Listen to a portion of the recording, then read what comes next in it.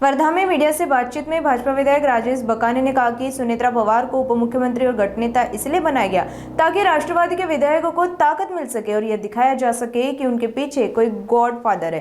उन्होंने कहा कि पूरे महाराष्ट्र ही नहीं बल्कि पूरे देश को दुख है क्योंकि अजित दादा पवार अब हमारे बीच नहीं है और इससे जो खालीपन पैदा हुआ है उसे भर पाना संभव नहीं है।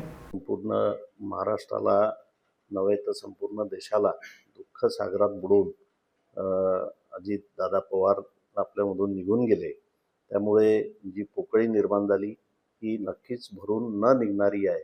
आणि त्यांचे जे अजित पवार गटाचे राष्ट्रवादीचे जे आमदार आहेत त्यांना दिलासा देण्यासाठी आणि त्यांना कोणीतरी गॉडफादर त्यांचा आहे हे सांगण्यासाठी या ठिकाणी सुनेत्रा पवार यांना उपमुख्यमंत्री बनवण्यात आलं आणि त्यांना सोबतच गटनेता सुद्धा बनवण्यात आलं। त्यामुळे नक्कीच राष्ट्रवादीच्या आमदाराला त्या ठिकाणी बळ मिळेल।